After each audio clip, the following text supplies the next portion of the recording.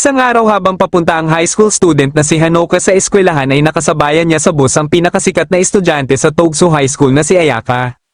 Kaya pakiramdam niya tuloy ay para na naman siyang nasa loob ng sardines dahil sa siksikan ng mga estudyante makalapit lang kay Ayaka. Ang pagkakaalam niya ay anak si Ayaka ng chairwoman ng kanilang paaralan kaya nagtataka siya kung bakit sumasakay lang ito ng bus papasok ng paaralan.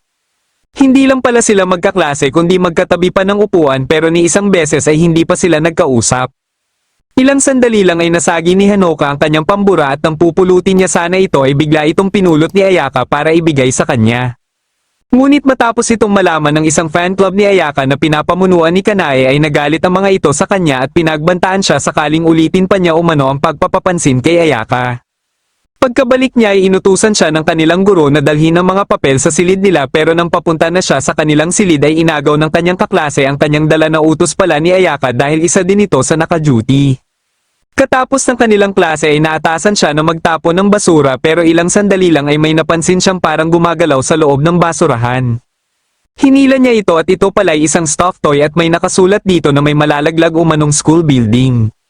Ilang sandali lang ay nagulat na lang siya na may nahuhulog ng gusali papunta sa kanya. Akala niya ay katapusan niya na pero pagkadilat niya ng kanyang mata ay nagulat siya na karga-karga na siya ni Ayaka.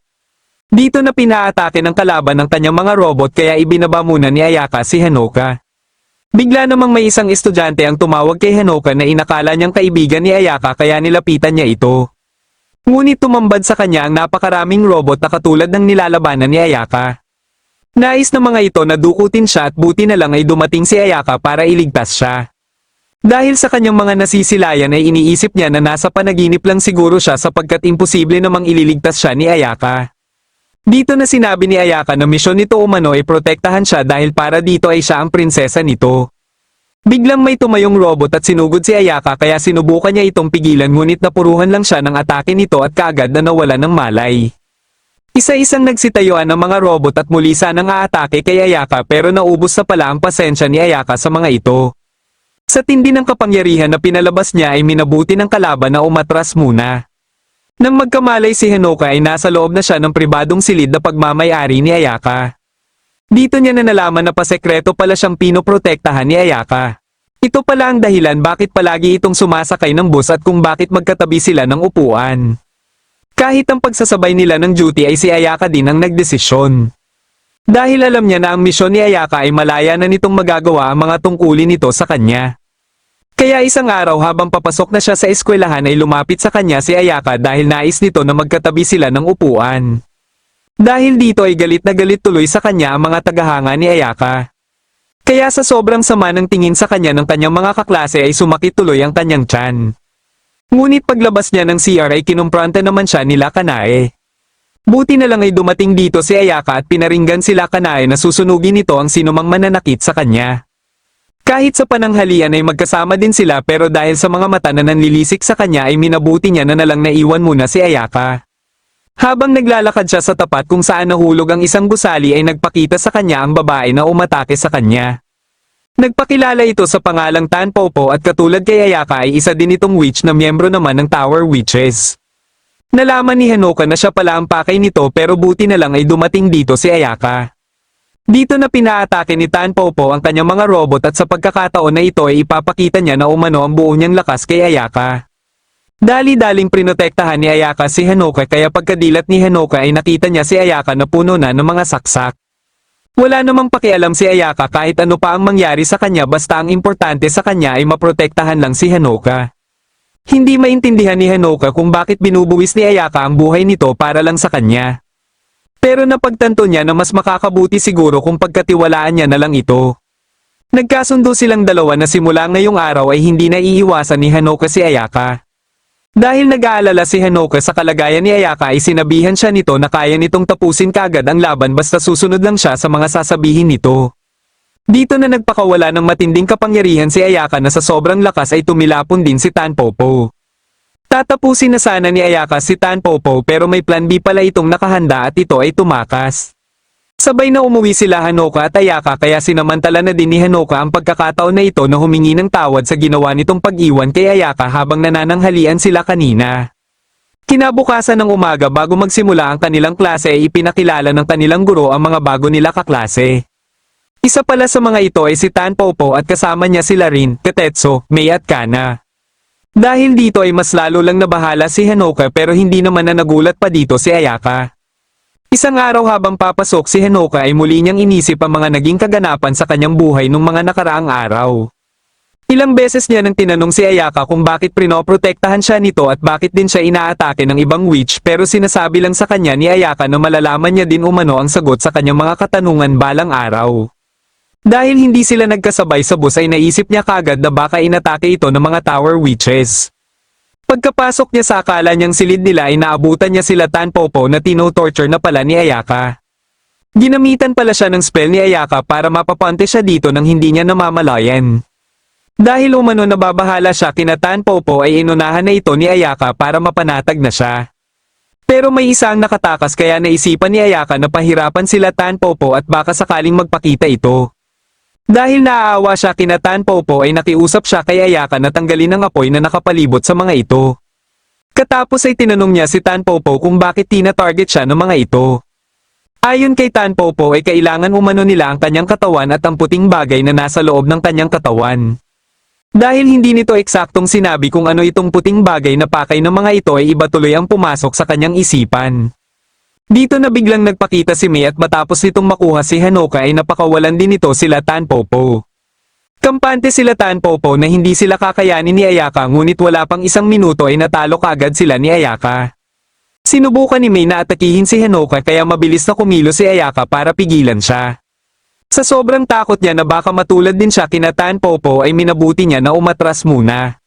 Dinala muna ni Ayaka si Hanoka sa kanyang private room at nang magkamalay ito ay napag-usapan nila ang tungkol sa mga tower witches. Nais niya na mamuhay ng normal si Hanoka at para mangyari ito ay kailangan nilang talunin muna ang mastermind. Dahil ayaw ni Hanoka na lumabang mag-isa si Ayaka para sa kanya ay nakiusap siya kay Ayaka na turuan din siya kung paano gumamit ng mahika. Kasalukuyan namang magkausap ang isa sa commander ng workshop witches na si Kazeni at ang isa ding miyembro ng tower witches na si Krenwar. Nalaman pala ni Krenwar ang pakikipaglaban ng mga alagad ni Medusa sa mga taga-workshop at nais umano nito na sumali sa labanan. Nagbabala din ito na malapit nang mangyari ang Walpurgis Night o labanan sa pagitan ng mga taga-workshop witches at tower witches. Isang araw habang nasa bahay si Hanoka ay tumawag sa kanya si Ayaka para yayain siya na makipagkita dito. Nang magkita sila sa napag-usapan nilang lugar ay naka-uniforme pa ito dahil dumaan pala ito sa kanilang eskwelahan. Habang naglalakad na sila ay napag-usapan nila ang tungkol sa mga witches. Sinabi ni Ayaka ang dalawang grupo ng mga witches at ito ay ang workshop witches kung saan siya nabibilang at ang tower witches kung saan naman nabibilang sila Tan Popo. Trabaho naman ng mga workshop witches ay protektahan ang mundo at masigurado na hindi gagamitin sa kasamaan ang mahika. Para mabantayan ang lugar kung saan sila nakatalaga ay nagtatayo sila ng workshops kaya sila tinawag na workshops witches. Habang ang mga tower witches naman ay gumagalaw sa pansarili lamang nila. Wala silang pakialam kung ano man ang mangyari sa mundo o kung may mapahamak man ng mga tao. Kaya sakaling makuha nila si Hanoka ay siguradong malaking problema ito para sa mundo. Biglang nakaramdam ng pagod si Ayaka kaya minabuti nila na magmeryenda muna sa isang cafe kung saan nakatalaga ang isang caretaker ni Ayaka na si Tuko. Katapos nila dito ay dumiretso na sila sa mall dahil magsha-shopping pala si Ayaka. Ilang sandali lang ay napansin ni Hanoka ang isang batang nawawala na sinusubukang tulungan ng isang babae. Nang mapansin siya ng babae ay nakilala siya kagad nito dahil isa din pala itong miyembro ng Tower Witches na si Ai. Kaya pagkalapit ni Ayaka sa kanila ay dito na ito kumilos para dakpin siya.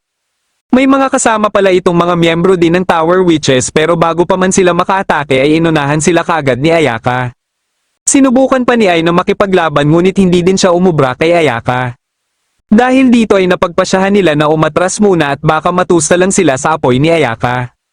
Habang papunta na sila Hanoka sa kanilang pupuntahan ay dito na napagdesisyonan ni Ayaka na turuan na si Hanoka na gumamit ng mahika. Pagkadating nila ng kanilang eskwelahan ay dito lang nalaman ni Hanoka na isa din pala ito sa mga workshop nila Ayaka. Pumasok sila sa board chairman's office o sa ina ni Ayaka at ito pala ay si Kazeni. Kaya dito na din ito opisyal na winelcome si Hanoka sa workshop witches. Isang araw ay napagpasyahan nila Tan Popo na subukang muli na kalabanin si Ayaka. Dahil hindi pa din sila natututo ay nakatikim ulit tuloy sila ng kapangyarihan ni Ayaka. Ang problema naman ngayon ni Hanoka ay pinagbabantaan na siya ng mga tagahanga ni Ayaka. Nagsimula na din si Ayaka sa pagsasanay sa kanya kaya halos lahat ng kanilang ginagawa ay magkasama sila. Katapos ng kanilang klase ay napansin ni Ayaka na napagod ng sobra si Hanoka kaya minabuti nila na umuwi na lang kaysa ipagpatuloy ang pagsasanay. Wala silang kaalam-alam na nakasunod lang pala sa kanila si Krenwar. Kaya pagkasakay nila ng bus ay dito na ito nagpakita na kaagad naramdaman ni Ayaka. Nawala na din ang nagmamaneho ng bus at unti-unti itong nabalutan ng kadiliman. Hindi na nagpaligoy-ligoy pa si Krenwar at kaagad nitong sinimulan ng pag-atake dahilan para hindi makagalaw si Ayaka. Sinubukan ni Hanoka na harangan si Krenwar ngunit sinaksak lang siya nito. Pero ilang sandali lang ay nagulat siya nang biglang nawala ang kanyang sugat at bigla ding mawala ng malay si Ayaka. Pagkalapit niya kay Ayaka ay duguan na ito at dito niya na nalaman na naililipat pala kay Ayaka ang natatamo niyang sugat na ayon pa kay Krenwar ay tinatawag itong damage transfer. Pero gumagana lang ito kung magkasama silang dalawa. Nalaman din niya na kaya pala sobrang lakas ni Ayaka ay dahil humihiram ito ng kapangyarihan niya. Ito umano ang pribilehiyo na natatanggap na kapalit ni Ayaka dahil sa pagsasakripisyo nito para lang maprotektahan siya.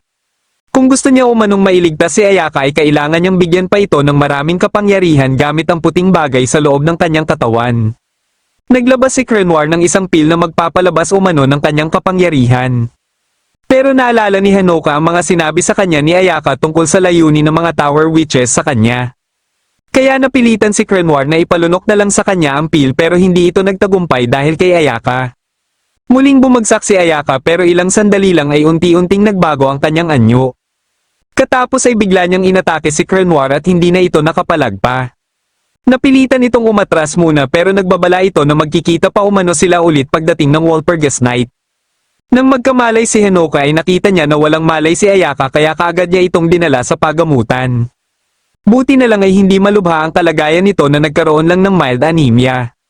Pagkadukot niya sa kanyang bulsa ay may nakuha siyang parang candy kaya naalala niya muli si Krenwar. Dahil hindi pa niya alam ang gagawin dito ay minabuti niya na itago muna ito. Dumating na ang araw ng totoong pagsasanay niya para matutong gumamit ng mahika. Unang pinagawa sa kanya ay tumalon at nagulat siya sa sobrang taas ng itinalon niya. Ito pala ay dahil sa balabal na suot nila na nagagawang mapagaan ang kanilang katawan. Ang susunod naman sanang ituturo ni Ayaka ay lumipad gamit ang bizem ngunit hindi ito magawang mapalabas ni Hanoka. Dahil dito ay isinama na lang siya ni Ayaka para masanay din umano siya hanggang sa kaya niya nang mapalabas ang kanyang bizem. Pagsapit ng hapon habang pauwi na sila ay may nakita silang estudyante ng kanilang paaralan na parang binubuli ng 4 na babae mula naman sa ibang paaralan. Gusto itong tulungan ni Hanoka ngunit tumanggi si Ayaka dahil hindi sila pwedeng makialam sa mga gulong walang kinalaman sa mga masasamang witches. Sa kagustuhan ni Hanoka na tulungan ng babae ay nagawa niyang mapalabas ang kanyang bizem.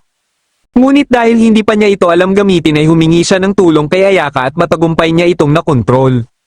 Sa sobrang bilis ng kanyang pagpapatakbo ay mabilis siyang nakarating sa kinaroroonan ng mga babae. Sa galit ng 4 na babae ay nilapitan siya ng mga ito pero nasa likod na pala ng mga ito si Ayaka kaya nakatikim tuloy sila ng kapangyarihan nito. Alam ni Ayaka na isa lang itong patibong ng mga Tower Witches para kay Hanoka dahil mga miyembro din umano ng Tower Witches ang 4 na babae. Habang naka-duty ang 2 bantay ni Medusa sa underground monolith ay napag-usapan nila kung bakit sobrang tindi ang seguridad para lang masigurado na hindi makakalaya si Medusa. Boses sa narinig ng isa sa bantay na kung makatakas umano si Medusa ay katapusan na ng mundo. Ilang sandali lang ay bigla itong ngumiti at katapos ay dito na nabiyak ang pinagkukulungan nito. Kinabukasan ng umaga ay nagpulong sila Tanpopo kung paano nila matatalo si Ayaka. Nakaisip ng ideya si Mei at ito ay imbis na labanan harap-harapan si Ayaka ay hintayin na lang nila si Hanoka na mapag-isa at doon na nila ito kukunin. Nagkasundo silang lahat dito ngunit naalala ni Tanpopo na magkasama pala palagi sila Hanoka at Ayaka. Biglang dumating si Krenwar at nais umano nito na sumali sa kanilang pinaplano. Dahil hindi nila ito kilala ay nagpakilala din itong isang Tower Witch. Habang inaayos ang buhok ni Hanoka ng kanyang kapatid na si Kazumi ay bigla nitong natanong kung si Ayaka ba umano ang tumawag sa kanya kanina. Naririnig na din pala nito ang tungkol sa kanilang dalawa ni Ayaka at nais nitong malaman kung ano ang mayroon sa kanilang dalawa. Sinubukan niyang sabihin na nagkataon lang na magkaklase silang dalawa ni Ayaka ngunit ayaw nitong maniwala na hanggang doon lang ang ugnayan nilang dalawa ni Ayaka. Habang pasakay na ng bus si Ayaka ay bigla na lang siyang inatake nila May. Nahati pala sa dalawang grupo ang mga ito dahil si Tanpopo naman ang naatasan na asikasuhin si Hanoka. Si Crenoir pala ang nagplano nito dahil alam niyang lumalakas lang ng sobra si Ayaka kung katabi nito si Hanoka. Akala ni Tanpopo ay tagumpay na ang kanilang plano ngunit bigla na lang may dumating na higanteng teddy bear para pigilan siya. Ito pala ay si Kazumi kaya dito na nalaman ni Hanoka na isa din palang witch ang kanyang kapatid. Dahil dito ay pinalabas na din ni Tanpopo ang kanyang higanteng robot. Naglaban silang dalawa at bagamat napupuruhan sila pareho ng kani-kanilang mga atake ay wala sa kanila ang gusto na magpatalo na lang. Ngunit ilang sandali lang ay napuruhan ni Kazumi si Tanpopo at sakto itong bumagsak sa kinaroroonan nila ay. Bigla namang dumating dito si Rin gamit din ang kanyang puppet para tulungan si Tanpopo. Dahil dito ay ipinakita na ni Kazumi ang totoong anyo ng kanyang alaga. Kaya nagmistulang parang mga langgam na lang ang mga puppet nila Tanpopo na inapakan na lang ng alaga ni Kazumi. Pagkaalis nila Tanpopo ay nilapitan ni Kazumi si Hanoka at dito na din nalaman ni Hanoka na si Kazumi pala ang taga-protekte sa kanya tuwing hindi sila magkasama ni Ayaka. Dito na biglang naalala ni Hanoka si Ayaka at nais niya sana itong puntahan ngunit andito na pala ito na parang hindi ito nanggaling sa isang labanan. Bagamat hindi na pinakita ang pakikipaglaban ni Ayaka kina May ay paniguradong binugbog na naman ni Ayaka ang mga ito. Dito na din sinamantala ni Kazumi na magreklamo kay Ayaka dahil may kasunduan pala sila na si Kazumi ang magbabantay kay Hanoka tuwing walang pasok pero nakipagkita pa din si Ayaka kay Hanoka nung nakaraang linggo. Dahil naman sa mga nangyari ngayong araw ay napagpasyahan na ni Ayaka na magsama na sila ni Hanoka sa iisang bahay para 24 oras niya na itong maprotektahan. Palihim namang isinasagawa na ni Crenoir ang isa pa niyang plano at ito ay tipunan ng lahat ng mga tower witches sa syudad. Biglang may tumawag kay Kazeni at akala niya ay tungkol ito sa katatapos lang na labanan nila Ayaka ngunit tungkol pala ito sa pagkakatakas ni Medusa. Umuwi naman sila Hanoka sa kanilang bahay para formal na maipaalam sa kanilang ina ang plano ni Ayaka at nagulat sila ni Kazumi na pumayag kaagad ang kanilang ina. Dito na nila nalaman na si Ayaka pala ang fiancé ni Hanoka. Naikwento ng ina nila ang mga panahon nung nag-aaral pa ito kasama si Kazeni. Dahil matalik silang magkaibigan ay napagkasundoan nilang dalawa na ipakasal ang mga magiging anak nila. Hindi naman sumang-ayon si Kazumi dito pero wala na rin siyang nagawa hanggang sa umalis na sila Hanoka at Ayaka. Plano nila ngayon ay magtungo sa bahay nila Ayaka at pagkadating nila dito ay mas lalo lang nagulat si Hanoka sa sobrang laki ng bahay nila Ayaka. Hindi siya makapaniwala sa mga nakikita niya dito ngunit nang makarating na sila sa palapag kung nasaan ang silid ni Ayaka ay naghihintay pala dito si Medusa. Dahil dito ay biglang binago ni Ayaka ang plano at inatasan si Hanoka na magtungo sa ika-12 palapag. Alam ni Ayaka na malakas na witch ang kanyang kaharap kaya inilabas niya kagad ang matindi niyang kapangyarihan. Dahil hindi na ito kagaya sa ibang tower witches na nakalaban niya dati ay nahirapan na siya dito. Sa kagustuhan ni Hanoka na tulungan si Ayaka ay sinuot niya din ang kanyang balabal. Ngunit biglang sumabog ang pinto ng elevator at nakita niya si Ayaka na nakahandusay na. Pinilit ni Ayaka na bumangon at sinabihan si Hanoka na ihanda ang bisem nito dahil gagawa siya ng paraan para makatakas ito. Biglang pa ito ang alagad ni Medusa at dito na unti-unting naging bato si Ayaka. Napansin ni Hanoka ang pil sa tabi ni Ayaka dahil dinala niya pala ito sa pagkabahala na baka magdulot lang ito ng problema kung iwan niya ito sa kanilang bahay. Sa kagustuhan niya na mailigtas si Ayaka ay napilitan na lang siya na lunukin ito. Dahil dito ay lumabas mula sa kanyang katawan ang White Princess na si Evermillion. Kagad na umatake sila Medusa pero hindi sila umubra sa lakas ni Evermillion. Sa sobrang lakas ng pinakawalang atake ni Evermillion ay sumabog na lang ang mansyon na pinagmamasdan pa ni Kazeni. Kahit sila Tanpopo na nasa eskwelahan ay nadamay din sa pagguho ng lupa. Alam ni Kazeni na kagagawa nito ni Medusa kaya sa sobrang galit niya ay ipinatawag niya kay Ufuko ang lahat ng workshop witch na nasa Togsu. Habang nasa tuktok pa ng gusali sila Hanoka ay sinabi ni Evermillion sa kanya ang solusyon para maibalik si Ayaka sa totoong anyo nito. Ito ay kailangan niya umanong halikan si Ayaka pero hindi siya kaagad naniwala. Dagdag pa ni Evermillion na kaya umano natalo si Ayaka ay dahil hindi sapat ang tiwala na ibinibigay niya dito. Nang magising si Medusa ay dito na din unti-unting naglaho si Evermillion. Kaya wala nang nagawa si Hanoka kundi sundin ang mga sinabi ni Evermillion at dito na nawala ang pagiging bato ni Ayaka. Inutusan ni Medusa sila Tanpopo na atakihin sila Ayaka ngunit isang atake lang ang kinailangan ni Ayaka para talunin ang mga ito. Ipinagpatuloy nila ni Medusa ang kanilang labanan at sa pagkakataon na ito ay natalo niya na si Medusa. Nang magising si Hanoka ay nasa nurse office na siya habang binabantayan ni Ayaka. Akala niya ay panaginip lang ang mga nangyari kaya nagulat na lang siya nang ipakita sa kanya ni Ayaka sila Medusa. Pero nilinaw sa kanya ni Ayaka na hindi na mangangahas pa na umatake ang mga ito sa kanila. Bigla siyang hinalikan ni Ayaka bilang pagbawi umano nito sa ginawa niyang paghalik dito kanina. Habang pinapatahan pa ni Kazumi ang kanilang ina ay may tumawag sa kanya para umano sa emergency summon na iniutos ni Kazeni. Kaya pagkalabas nila Hanoka ay nakita nila ang maraming workshop witches na patungo na sa pagtitipunan nila. Kaya imbis na katatapos palang ma-brainwash ni Crenoir ang ibang mga tower witches ay nadakip sila kagad nila Kazumi. Dinala sila kay Kazeni na kanina pa nanggigigil matapos ang nangyari sa kanyang mansyon at sa eskwelahan. Napagpasyahan naman nila Hanoka na umuwi muna sa kanilang bahay para sabihin sa kanilang ina na dito muna sila maninirahan ni Ayaka. Kaya kinabukasan ng umaga pagka-uwi ni Kazumi ay galit na galit ito na pinayagan ng kanilang ina si Ayaka na tumira sa kanilang bahay. Pinagalitan pa niya ang kanilang ina kaya nagtampo tuloy ito. Nagkaroon naman ng pagpupulong ang mga miyembro ng Student Council dahil galit na ang Student Council President na walang magawa sila kanai kung paano mapaghihiwalay sila Ayaka at Hanoka. Kasama din dito ang advisor ng Student Council na si Kyuichiro na inutusan din nila na gumawa ng paraan dahil kung hindi ay papatalsikin na nila ito. Kaya pagkadating nila Hanoka sa eskwelahan ay kumilos din ito kagad para sundin ang utos ng Student Council. Si Hanoka lang sana ang nais nitong makausap pero sumama din si Ayaka. Pagkadating nila ng laboratory ay hindi na ito nagpaligoy-ligoy pa at nilino kagad kay Hanoka na nagiging problema na umano siya para sa Student Council. Dahil second year na siya nag-transfer sa eskwelahan ay hindi niya din alam ang dahilan bakit tinatawag na princess si Ayaka kaya sinabi na din ito ni Kyuichiro. Si Ayaka umano ang nagre-representa sa Togsu High School kaya kung magkakaroon ng hindi magandang balita tungkol kay Ayaka ay masisira din ang imahe ng eskwelahan. Halimbawa na dito ay ang palagi nilang pagsasama at para sa iba ay hindi maganda na palaging may kasamang lalaki si Ayaka. Kaya nakiusap sa kanya si Kyuichiro na kung pwede ay layuan niya na umano si Ayaka. Ngunit kagad na tumutol dito si Ayaka at nilinaw nito na walang sino man ang makakapaghiwalay sa kanila. Dahil dito ay napilitan na si Kyuichiro na dalhin si Hanoka sa ibang dimensyon para masolo niya ito. Kagad na hinanap ni Hanoka si Ayaka kaya sinigurado ni Kyuichiro sa kanya na ligtas ito para mapanatag siya. Pinag-usapan nila dito ang tungkol sa pil na nilunok niya para mapalabas ang White Princess na si Evermillion. Mayroon umanong 5 selyo sa katawan niya para i-lock si Evermillion ngunit ang isa dito ay nasira na dahil sa paglunok niya ng pil. Dahil dito ay posible na din na masira isa-isa ang 4 pa na selyo at hindi na umano ito mapipigilan maliban na lang kung siya na mismo ang kailangan i-lock.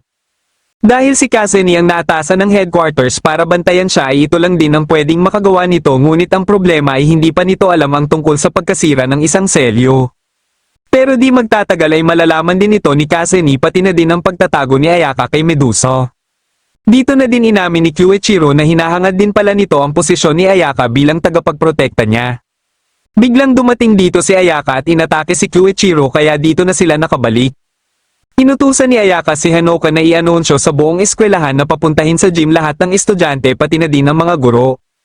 Nagtipon-tipon naman kaagad ang mga estudyante sa gym at ito pala ay dahil may sasabihin si Ayaka sa lahat. Gamit ang kanyang karapatan bilang nakakataas sa student council ay sinibak niya ang kasalukuyang student council president at ipinalit niya si Hanoka.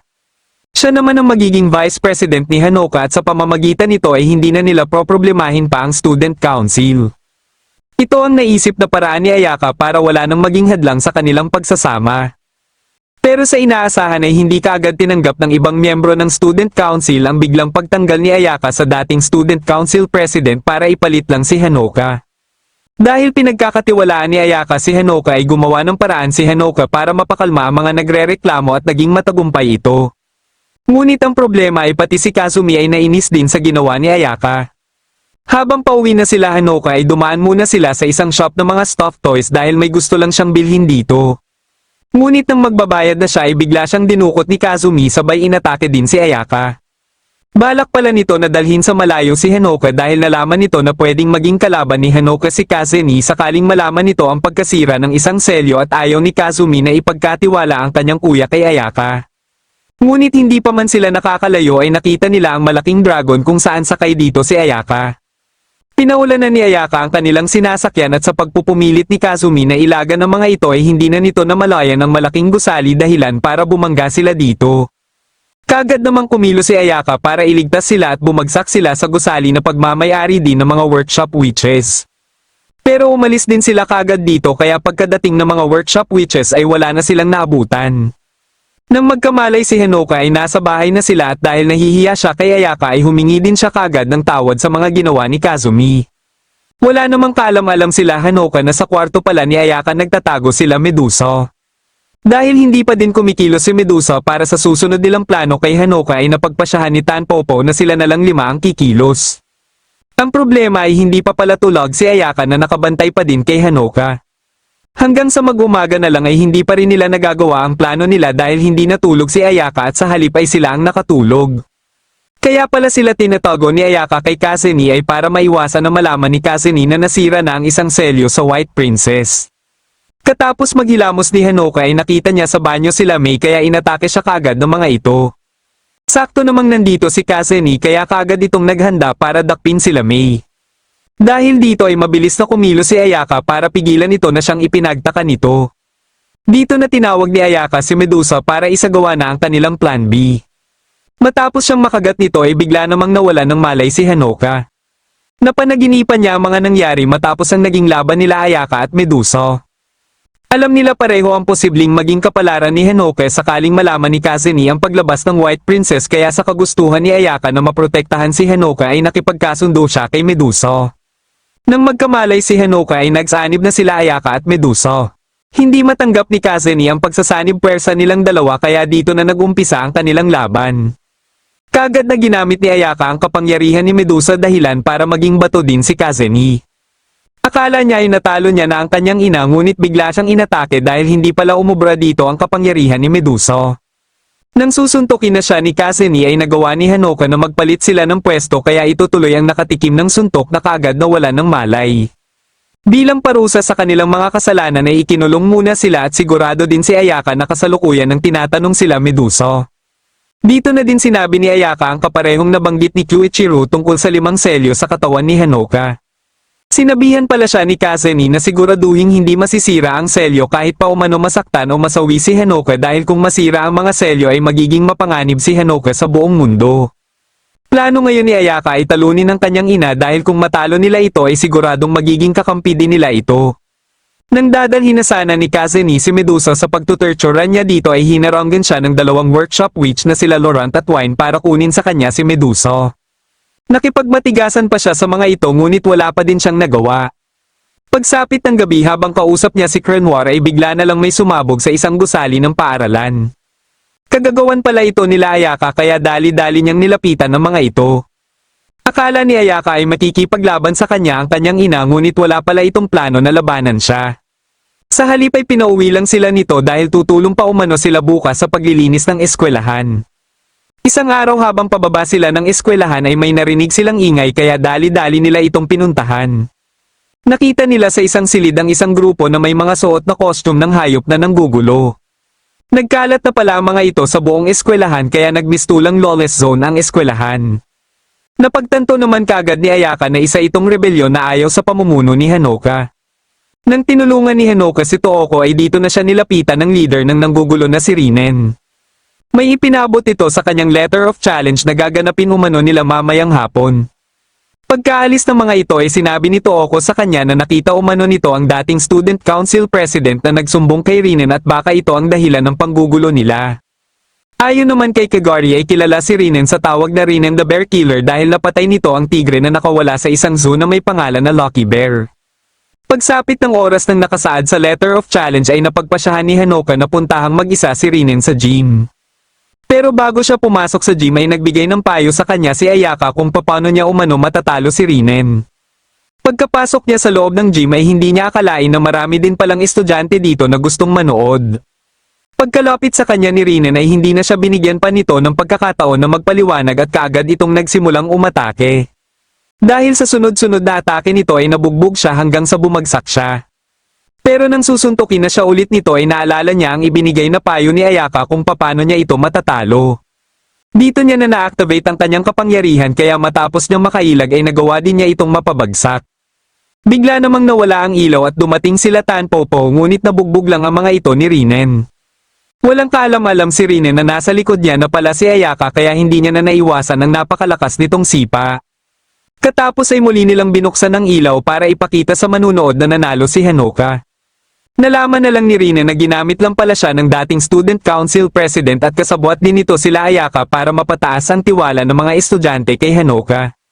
Nang gumaling na ang mga pasa na natamo ni Hanoka sa naging laban nila ni Rinen ay inumpisahan na ni Ayaka na turuan siya kung paano gagamitin ng tama ang kanyang kapangyarihan. Nagpalabas si Ayaka ng malahalimaw na apoy na makakasparring niya umano. Ang problema ay hindi siya makalaban ng maayos dahil hindi pa niya napapalabas ang kanyang familiar. Nang mapuruhan siya ay kaagad na pinigilan ni Ayaka ang familiar nito. Balak na sana ni Ayaka na itigil ang kanilang pagsasanay pero nakiusap siya na ipagpatuloy nila ito dahil gusto niyang lumakas kaagad. Dahil dito ay inihulog siya ni Ayaka at pinagbawalan na gumamit ng BZM. Gusto ni Ayaka na makapagpalabas siya ng kahit anong familiar na kaya siyang seluhin. Nang ilang metro na lang ang layo niya sa lupa ay nagdesisyon na si Ayaka na tulungan siya pero bigla niya namang napalabas ang isang higanting nurse na babae. Pero dahil hindi niya ito makontrol ay sinuntok nito ang katapat na gusali. Dito na din siya nang hina at nawala na naman ng malay dahilan para maglaho din ang kanyang familiar. Isang araw ay may pinuntahan na lugar si Kazeni kasama si Rinen at nadiskubre nila dito ang bomba na inilagay ng isa ding Tower Witch para gawing hostage ang buong syudad.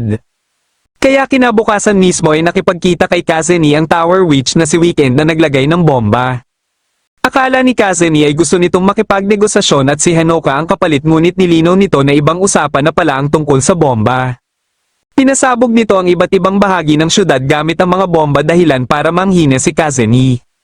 Kagad namang umalis sila Hanoka sa eskwelahan at nagtungo sila sa workshop nila Kazumi at Rinen. Nakilala ni Hanoka dito si Natsumi na leader ng 5 workshop witch na naatasang magprotekta sa buong syudad. Habang ipinapaliwanag dito sa kanya ang mga nangyayari na pagsabog ay bigla siyang pinagbabaril nito kaya dali-dali itong sinuntok ni Ayaka. Ngunit ang mga tama ng baril na natanggap ni Hanoka ay nailipat naman kay Ayaka dahilan para mawalan ito ng malay. Plano pala nila Rinen na itago muna si Hanoka sa isang silid at dahil wala na siyang magagawa pa ay sumama na lang siya kasama si Ayaka. Nang magising si Ayaka ay ipinaliwanag nito kay Hanoka ang mga posibleng dahilan kung bakit sila ikinulong. Isa na dito ay ang pagkatalo ni Kazeni kaya hinihintay muna nila Natsumi na bumalik ang kapangyarihan nito. Misyon nila ay masigurado na hindi makukuha ng mga Tower Witches si Hanoka hanggang sa magbalik ang buong kapangyarihan ni Kazeni. At ang naiisip nilang paraan ay ang ikulong muna si Hanoka. Bigla namang may teddy bear ang nahulog at ipapalabas sana ang mensahe ni Weekend ngunit kaagad itong sinira ni Ayaka. Dahil natuntunan ni Weekend sila Hanoka ay ipinaalam niya ito kay Kazeni na kasalukuyan pa ding hawak nito. Dahil sa pagsabog ng teddy bear ay nagkaroon tuloy ng pagkakataon sila Hanoka na makatakas. Nang makalabas na sila ay nagulat sila nang makita ang wasak na syudad dahilan ng mga pagsabog na itinanim ni Weekend. Hindi matanggap ni Hanoka na dahil sa kanya ay magkakaganito ang buong syudad. Buti na lang ay kasama niya si Ayaka para bigyan siya ng lakas ng loob.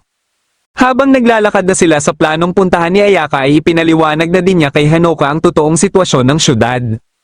Kahit ganito umano ang nangyari sa buong syudad ay walang ordinaryong tao ang nasaktan o nasawi dahil prinoprotektahan sila ng kapangyarihan ni Kazeni at tanging mga witches lang ang naapektuhan nito. Mayroon umanong contract si Kazeni sa syudad na automatic na mag-a-activate kung malagay sa kapahamakan ng syudad dahil sa isang mahika.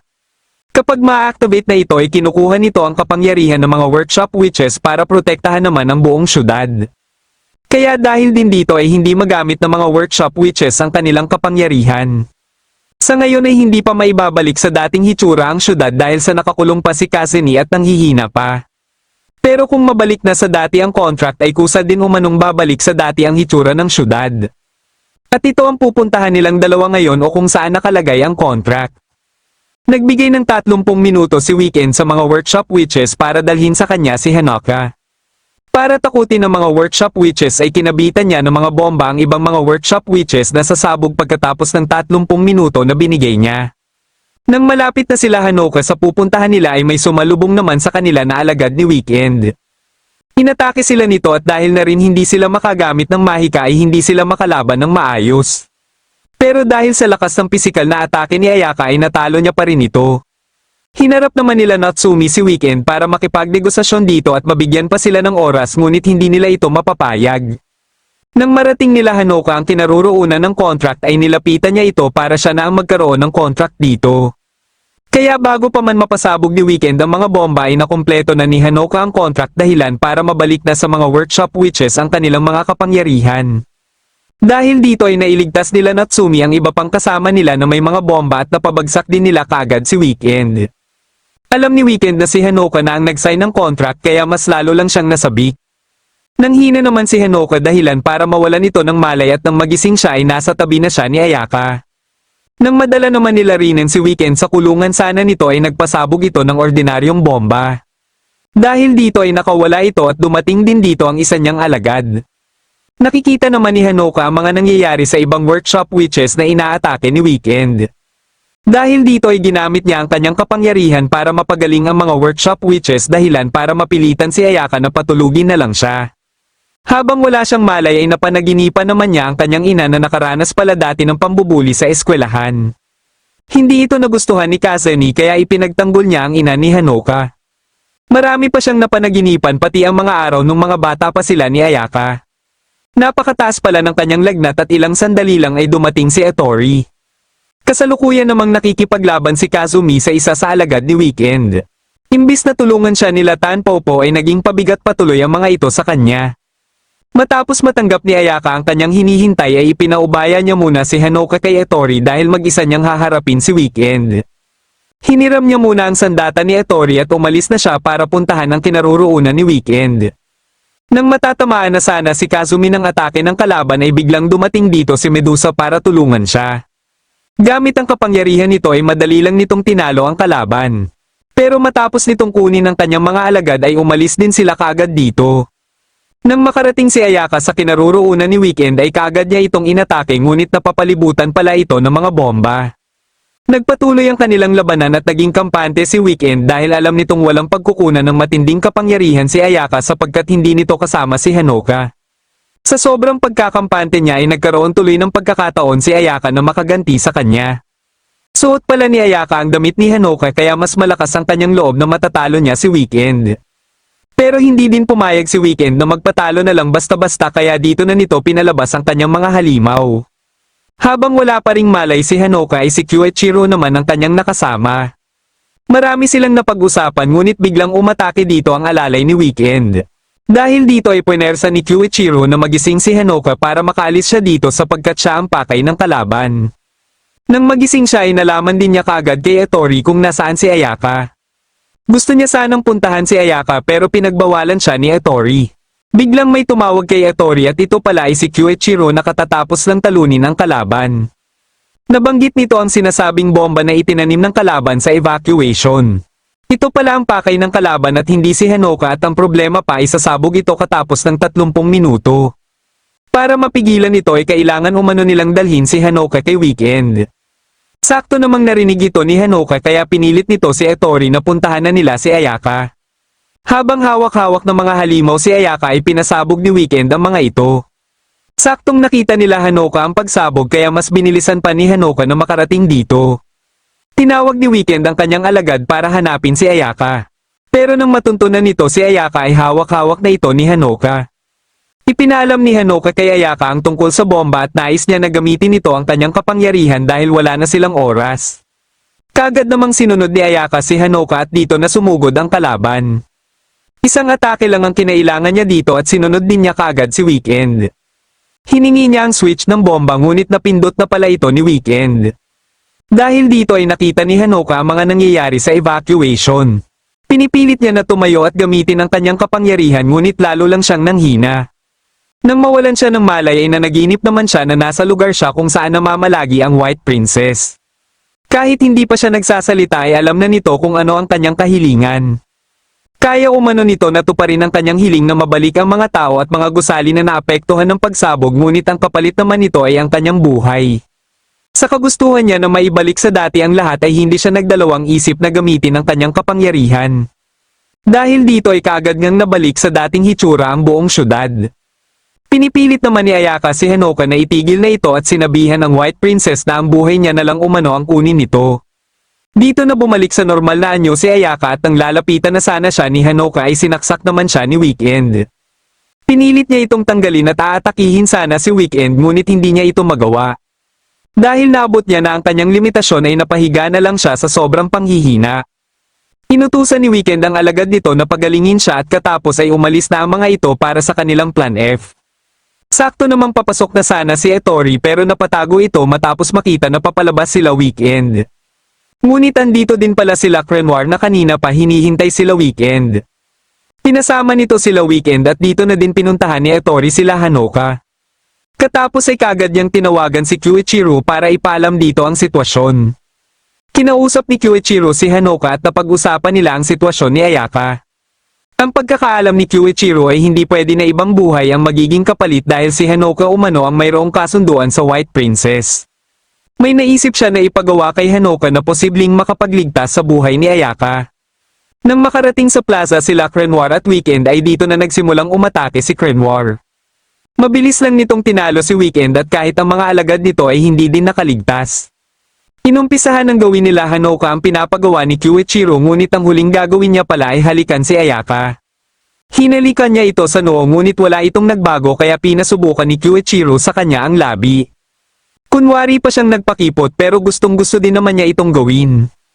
Bago niya ito magawa ay biglang bumalik ang paghinga ni Ayaka at nagkamalay na din ito. Bigla namang nagpakita si Kazeni sa kinaroroonan nila Crenoir na siyang ikinagulat ni Weekend. Hindi siya makapaniwala kung paano ito nakalabas ng kulungan. Dito niya na nalaman na nagpanggap lang pala si Kazeni na 1 linggo ang kailangan para bumalik ang lakas nito pero ang totoo pala ay 20 oras lang ang kailangan nito. Pero nagdesisyon na lang umano ito na manatili sa kulungan at hayaan na sila Ayaka sa pakikipaglaban. Dahil gusto ni Kazeni na kunin si Weekend ay naglaban muna silang dalawa ni Crenoir at natalo niya ito. Nang makausap muli ni Hanoka si Evermillion ay nalaman niya na may ipinangako pala si Evermillion kay Ayaka kung sakaling dumating ang pagkakataon na mangailangan siya ng malakas na kapangyarihan o manganib ang kanyang buhay. Pero ayon kay Evermillion ay hindi siya umano binigyan nito ng malakas na kapangyarihan at sariling kapangyarihan lang niya umano ang ginamit niya para ibalik ang mga tao at ang syudad. Kinabukasan ng umaga habang naglalakad sila ni Ayaka papasok ng eskwelahan ay hinarang na naman sila nila Tanpopo. Hindi pa din nadala ang mga ito kaya pinagbigyan na lang sila ni Ayaka. Dito na nagtatapos ang huling episode ng Witchcraft Works Season 1. Kung nagustuhan mo ang ating kwento ay huwag kakalimutang mag-like at mag-subscribe na din para malalaman mo kagad kung may bago akong video.